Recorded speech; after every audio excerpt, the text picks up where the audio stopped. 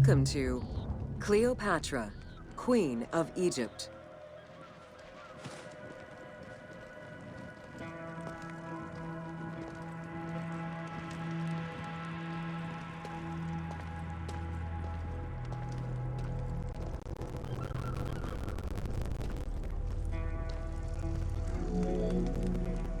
Cleopatra VII Theophilopator ascended the throne in 51 BCE at the age of 18.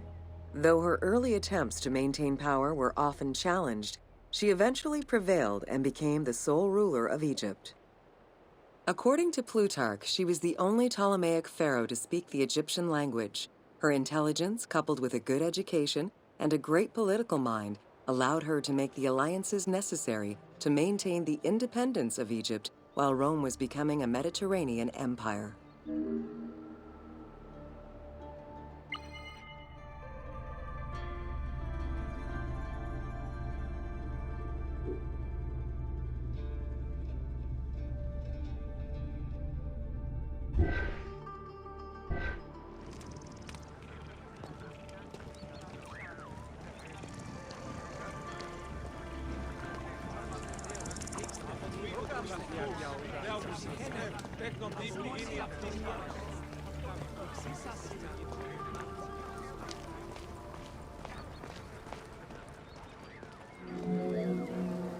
It is important to understand that Cleopatra's knowledge of Egyptian language and keen understanding of the culture allowed her to make powerful ideological referents that resonated with ancient Egyptians. By associating herself with the goddess Isis, the divine mother, great of magic, and repository of divine essence, Cleopatra firmly established herself as the protector of the two lands and legitimized her place on the throne.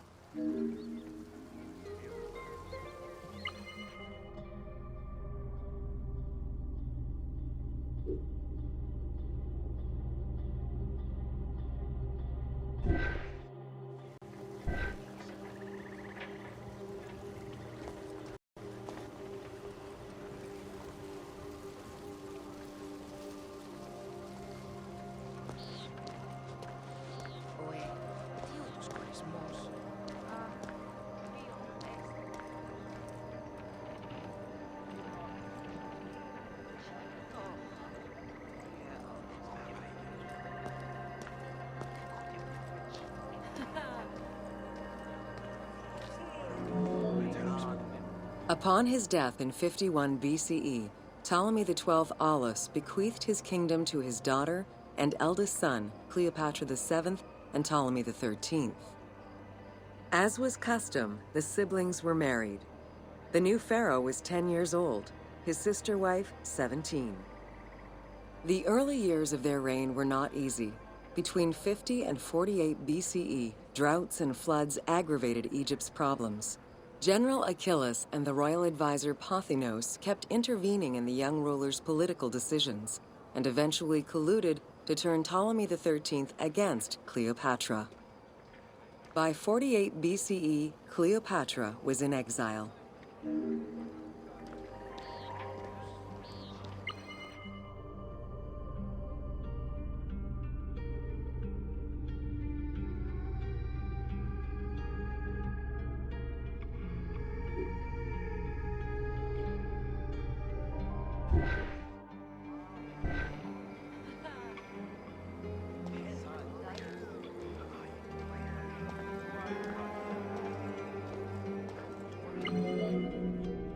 During Cleopatra's exile, the Roman Empire was not without its own internal conflict. Caesar and Pompey were at war with one another, and after his defeat in 48 BCE, Pompey fled to Alexandria in the hope of finding refuge. This turned out to be an unwise decision. Listening to his advisors, Ptolemy XIII elected to have Pompey assassinated, his head kept as a gift, in the hopes of acquiring Caesar's favor. This gambit backfired. Instead of earning approval, the murder of a Roman greatly angered Caesar.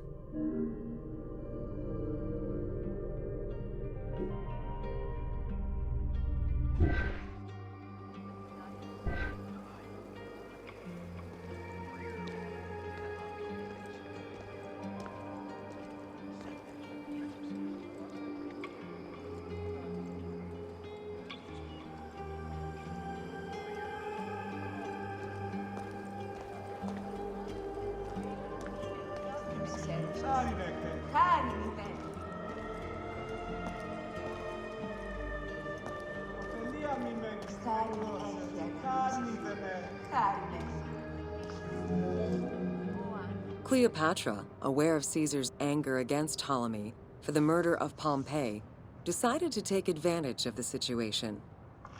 She returned to Egypt in secret, hoping to establish an alliance with one of the most powerful men of the time. Outside of the legend, where she had herself smuggled into his quarters in a carpet, what exactly happened during that fateful meeting remains a mystery. However, Caesar seemed to see a better ruler for Egypt in Cleopatra than in her young and too easily influenced brother. Invoking Ptolemy XII's will, Caesar attempted to mediate peace between the siblings.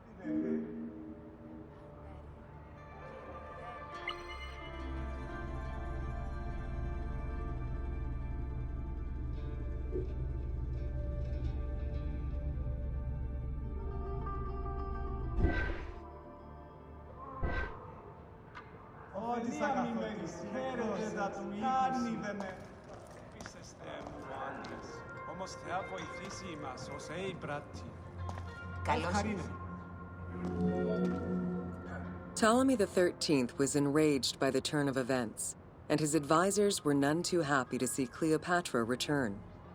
Urged on by General Achillas and Pothinos, the young pharaoh plotted against Caesar and Cleopatra, resulting in the siege of Alexandria in 47 BCE.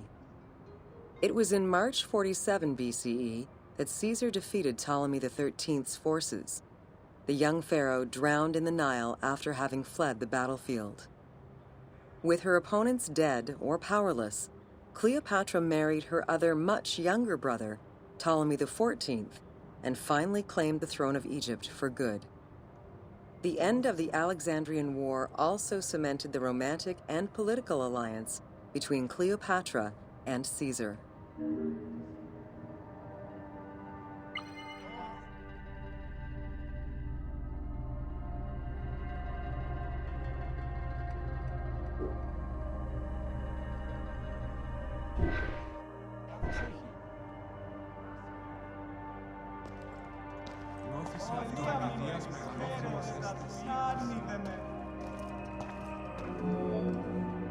In June of 47 BCE, Cleopatra gave birth to a son, whom she called Caesarion. Caesar did not accept the boy as his heir, choosing instead his nephew Octavian. Nonetheless, on his return to Rome, Caesar invited the queen and her brother husband to stay in the city. Her presence still drew much disapproval from the Senate. Always a strategist, Caesar left 4 legions in Egypt and a man he trusted to direct Egyptian affairs, giving him control of the wheat supplies essential to Rome. Cleopatra and her entourage remained in Rome until March 44 BCE, when Caesar was murdered.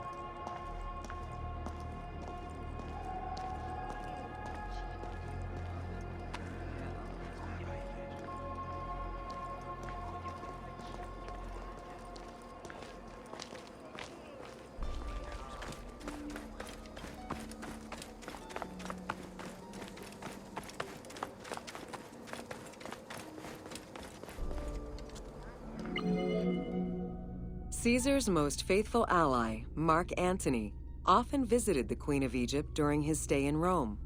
Unlike most, he recognized the legitimacy of Caesarion, the natural son of Caesar. Antony knew he would need the riches of Egypt in order to fight Octavian and claim the Roman Empire. Cleopatra, in return, saw a powerful ally. In the winter of 41 BCE, she arranged a sumptuous tour of Egypt by boat to show Antony the wealth of her country and the power she held as its ruler. A romantic and political relationship followed. The Roman Senate was once again most displeased. To calm spirits in Rome, Antony married Octavia, sister of Octavian.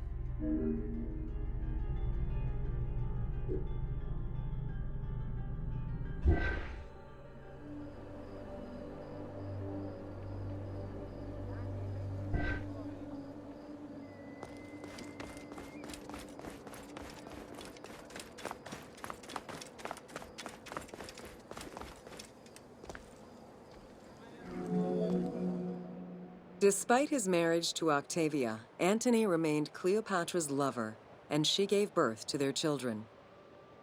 Cleopatra increased her kingdom's territory and started a political propaganda alongside her lover in Egypt and beyond.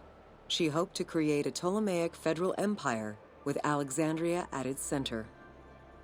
Antony eventually repudiated his Roman wife for the Egyptian queen, much to the dismay of the Roman elite. However, while Mark Antony focused on Egypt, Octavian carefully gained military and political ascendancy over him in Rome.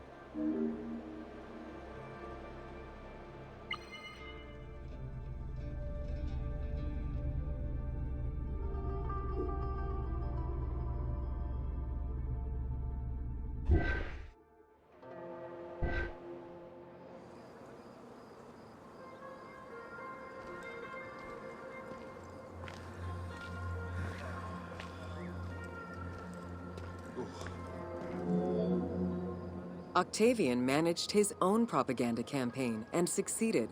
The Roman people hated Mark Antony and Cleopatra. To avoid the censure still inherent in attacking a fellow Roman, Octavian simply declared war against Egypt. Rome's power still reigned supreme.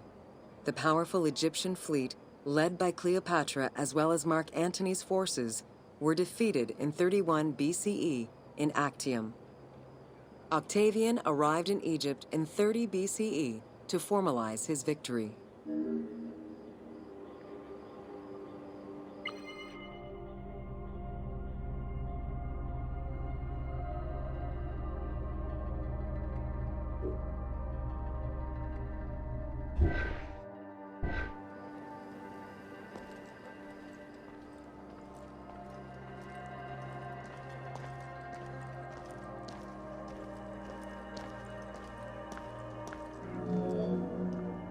The following events remain difficult to confirm due to the many versions and legends around them.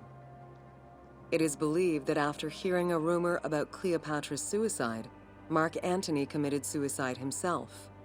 He was brought to the queen as he slowly passed away. Knowing that Octavian would have her chained and paraded through Rome in defeat, Cleopatra planned her own suicide. She most likely killed herself with arsenic, though admittedly, the version where she uses an asp to deliver a fatal bite may be considered more dramatic. What happened to the body of Cleopatra is still a mystery.